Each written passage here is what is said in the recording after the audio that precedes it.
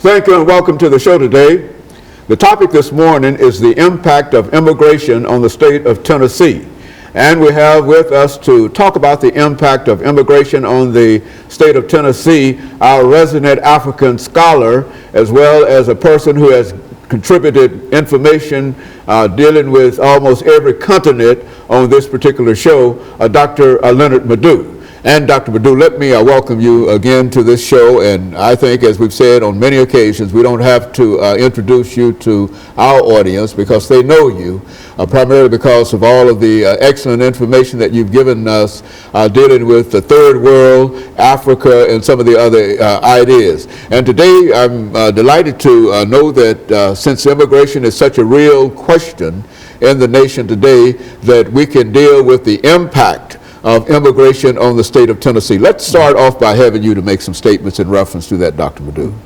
Well, when people think of where immigrants, will go to in the United States, they don't normally think of Tennessee, or some of the southern states. They think of New York, California, Texas, those kind of places, Pennsylvania, Massachusetts, But Tennessee has a significant number of immigrants, due to the central position of the state, also the cosmopolitanness of Nashville, to stay with, because predominantly most of them are in Metro Nashville.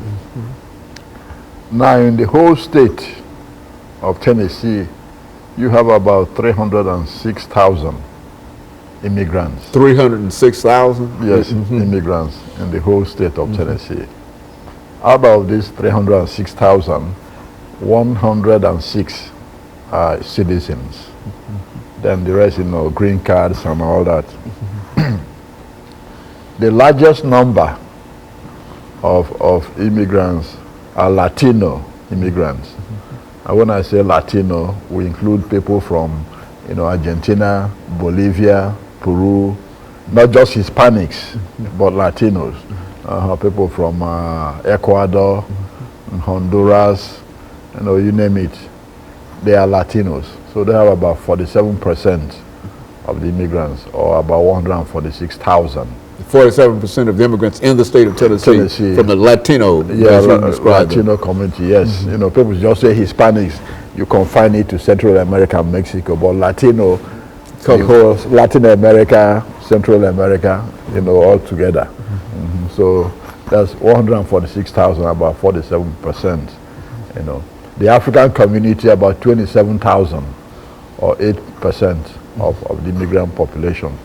Then the Asians have about 82%, 82,000, or 27%. And when you say the Asians, I mean Indians, Pakistanis, Indonesians, they're all Chinese, all together.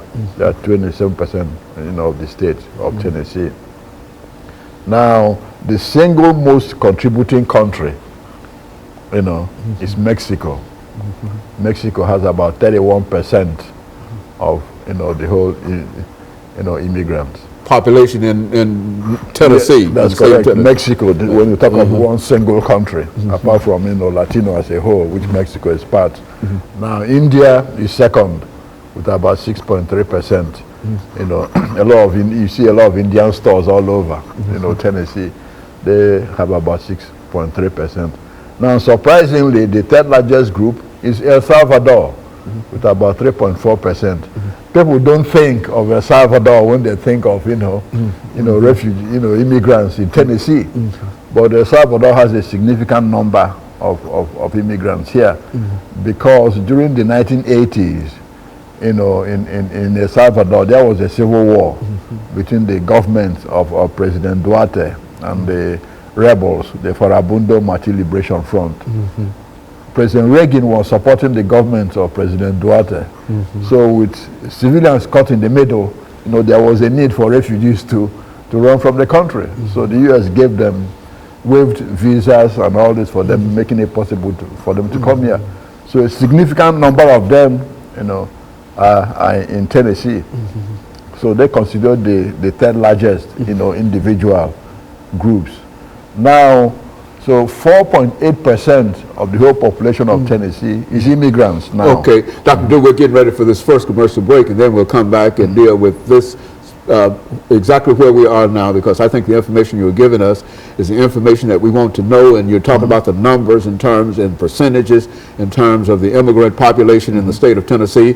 And we'll be back with our audience following this very, very short commercial break.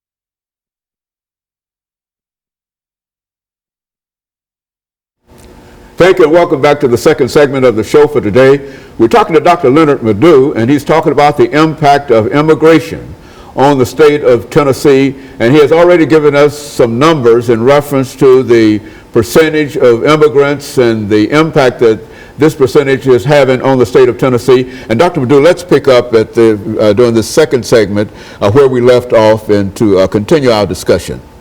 Like I said before, we have about 306,000 immigrants in the whole of the state of Tennessee.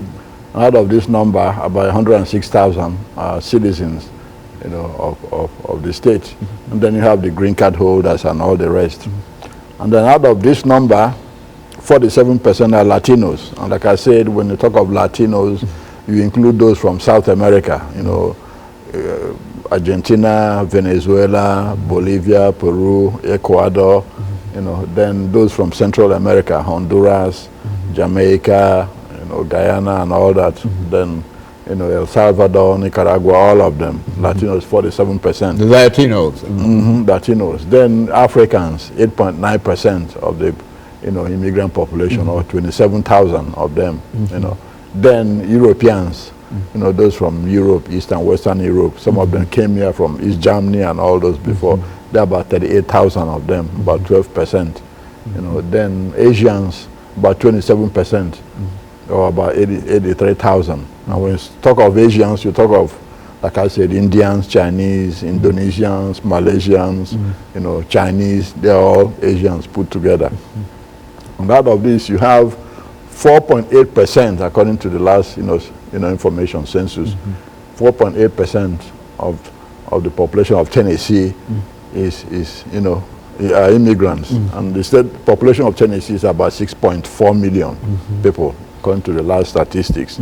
3% of immigrants are registered voters, so you can see the impact that's going to have politically. So out of this number, also you have, when you talk of the children of immigrants, 82% of the children of Hispanic or Latino immigrants are English proficient. 92% of the children of Asian, families are English proficient. 95% of the children of African immigrants are, English proficient. So you can see, the Africans, the Asians, then the Latinos. And the African immigrants, most of them predominantly come from English-speaking countries. So they're already, used to English as a language. And then also those from Asia, like Indians, Pakistanis, Malaysians, they're also used to English language, rather than the Asian, the Latin American, immigrants' children. Now, the undocumented workers in Tennessee contribute or pay about $175 million in taxes. $175 million in taxes. Exactly. These are the undocumented immigrants. That's correct. Folks that we really want to run out of town and don't want to leave, but they're taking the jobs away from everybody. That's correct. They contribute $175 million in taxes to the state of Tennessee. And according to labor statistics, if you have to run all the undocumented workers out of Tennessee, the state will lose about $3.8 billion and also 22,000 workers. So you know how big that is. Now, with the legal immigrants, or everybody put together, in 2010 or 2007 to 10, the purchasing power of the Hispanic population is $6.1 billion, the purchasing power. The purchasing power of the Asian population was 3.8 billion. The purchasing power of the African immigrants were about 500 million. Now, on business and ownership of business, the Asian community owned about 12,000 businesses, generating a receipt of about 3.5 billion.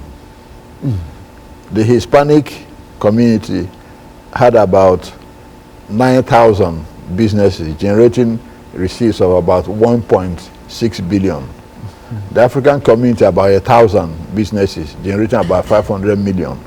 So you can see how much revenue immigration brings to the state. To the state. Okay. It brings more than it takes out. Yeah, exactly. Exactly. And then the 141 million that foreign students bring into the economy here. So you can see that it's a win-win for both sides, both the government and the immigrants, both legal and illegal. So that can tell you the politics of immigration. Good. Now, some people want them to go, but at the same time don't want them to go. They got a mixed feeling in reference to there's so many of them, but we can't do without them. We need them. Exactly. That's the contradiction. You think about somebody who has a construction business and say, okay, 80% of those who work for him are immigrants. Then if you run those 80% away, he doesn't have a job. There'll be no job creation. You see, so business people see it that way, and that's the problem in really dealing with it, because those who want it to stop are not those who really making money. Those who are making money don't want it to stop, because that's the way they make money. If somebody's going to pay somebody 50 cents an hour, why get somebody you are going to pay $7 an hour? You see? Is that the kind of discrepancy that we're talking about when we talk about the wages that these individuals make, Dr. Madu? That's correct. That's correct. That's correct. Because a lot of them who cross the border, so to speak, quote, illegally, they will accept anything to work, to pay their bills and send money back to their family, whether they're in El Salvador, or Nicaragua, or Mexico, or whatever, or Honduras. So they don't really necessarily mind how much they are paid, as far as they are paid some, So that's advantage to employers. And think about those who have vegetables and all this to pick in California, in Texas. They need some people to do that work. And those who did that work before are not willing to do that now. Yeah, and especially for those prices. Now, it's hard to get an American out into a vegetable field for 25 or 35 cents an hour. That's correct. Yeah, that's correct. So that's the problem. So if those you know, they can get to pay them below minimum wage, can't do the work, then there's nothing. Dr. LMadu, let us take this short commercial break, and we'll be back with our audience following this very, very short commercial break.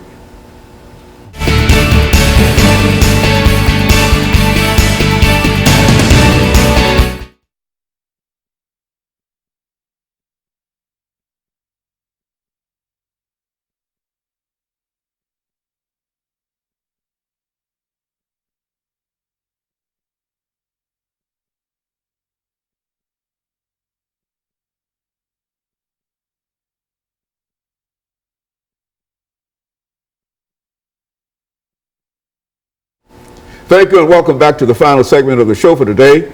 We're talking to Dr. LMadu, and the topic is the impact of immigration on the state of Tennessee, and he's given us some amazing figures in reference to the population as well as some of the activities that many of these groups are involved in, that simply leads us to believe that they play a significant part in the economy of the state of Tennessee as well as the economy of the nation. Dr. LMadu, let's pick up where we left off in reference to that. You know, like the last statistics show that the whole immigrants in the United States contributed $775 billion to the economy.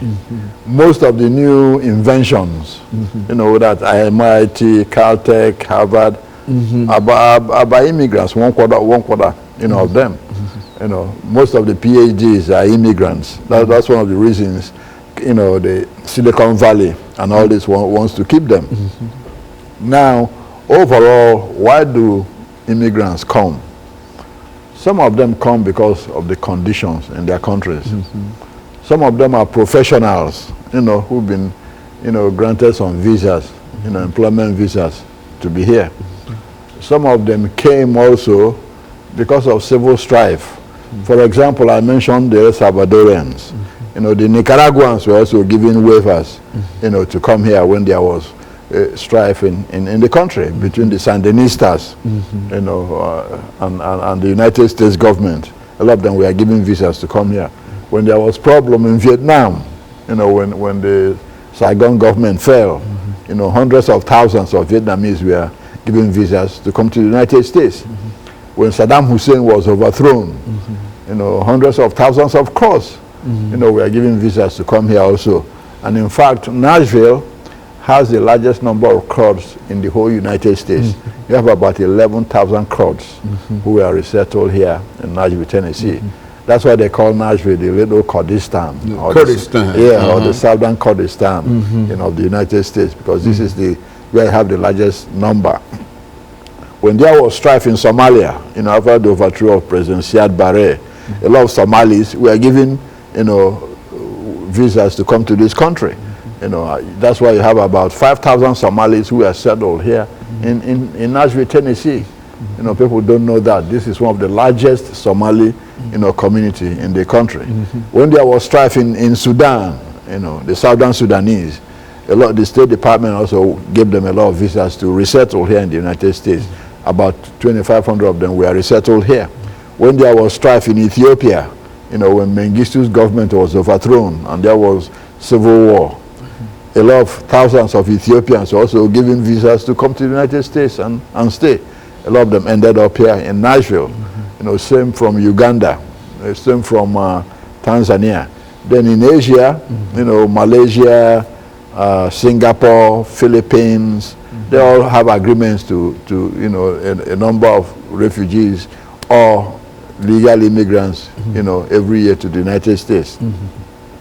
Now the problem we are having is that a lot of, you know, those that the government wants to send back, you know, to their countries have been here for long, you know, established and all that, which is the 11 million we're talking about.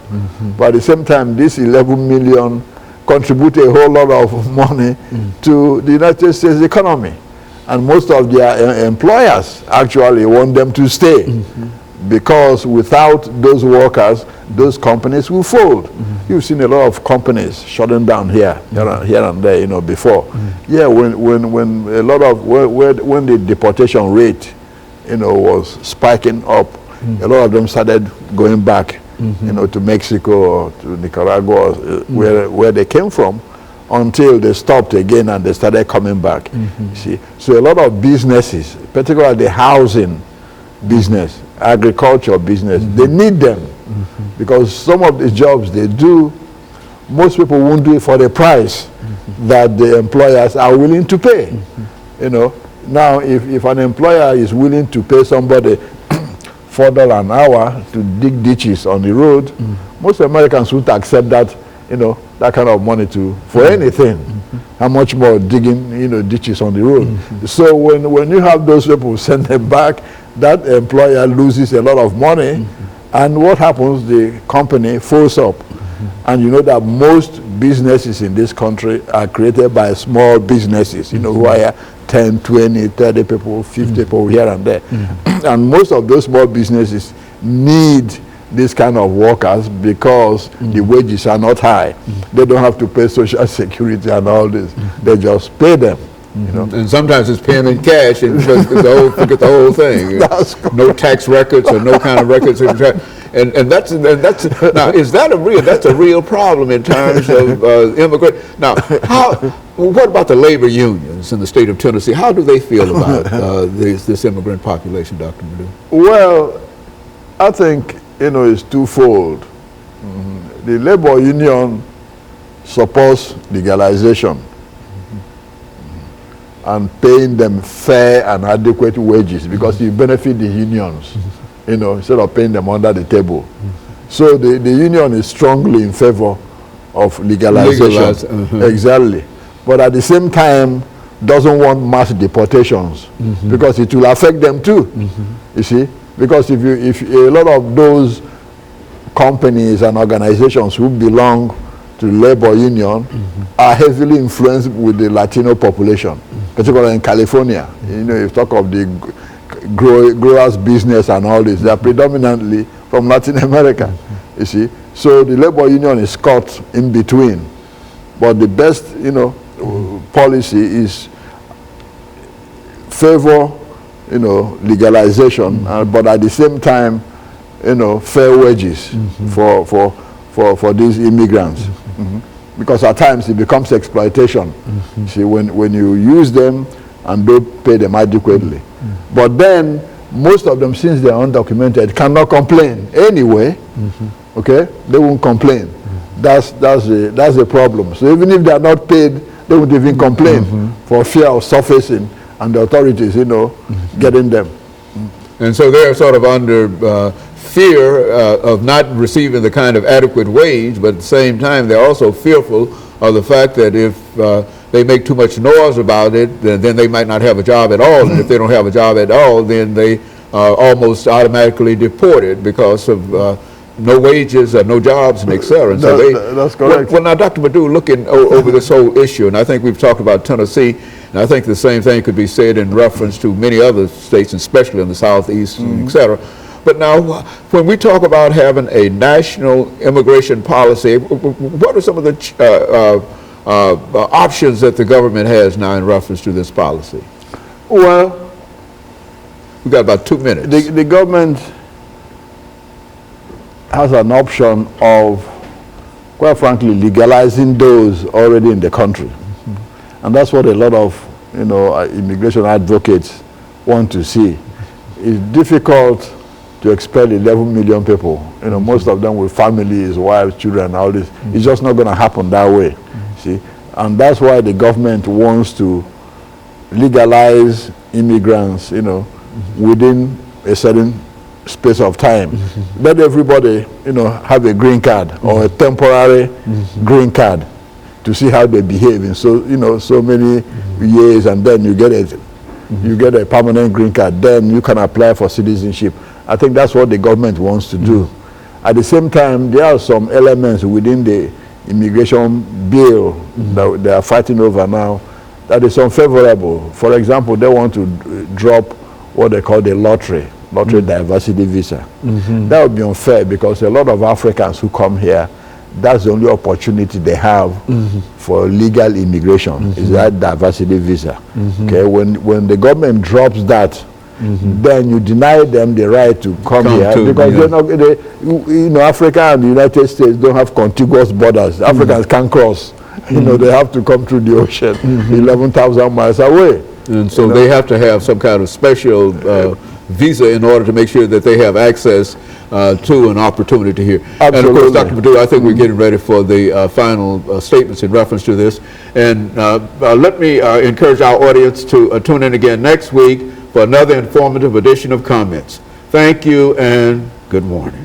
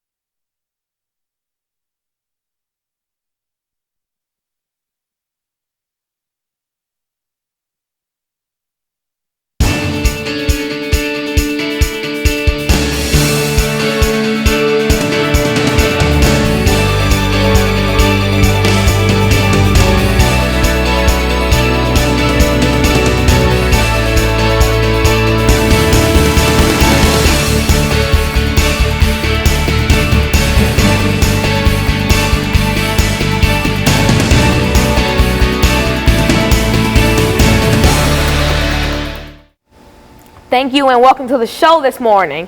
Now today, the episode of the show will be facts of my death. Well, Dr. Haney's death. Now this morning, we have Dr. James Haney on the show. Now mainly you will see him in camera 2 and him basically doing all this. Now, most of the time, I know that you see me doing the background of education, but today we would like to see something about you. Now, Dr. Haney, please give me, in a real sense, some of your background in education, little stuff about you and why we're here today. Very good.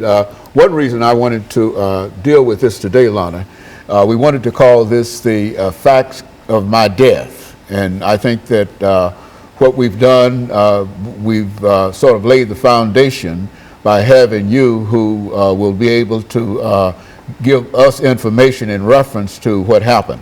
It all goes back to the 15th of January of 2013. It appeared that my wife was in some distress. She was having some problems with her leg, and it was decided torn tissues in her leg. And why don't you give us some information in reference to how that occurred? Well, on the morning of January 15th, me and you were getting ready to go to school. Well, you were getting ready to take me to school, and then you'd go off to work. Now, when I was walking past my grandmother's room, I heard her in distress. I heard her crying. So I went into her room, and I said, "Grandmother, are you okay?" And she was like, get James, because y'all will need to have to take me to the hospital because she had torn tissue in her leg." And now, after we had put her in the car, and then we went off to the Summit Hospital in Hermitage, Tennessee. When we arrived at the hospital, the doctor started running tests on her, asking her questions, and me and you were just kind of watching and waiting, being pretty nervous.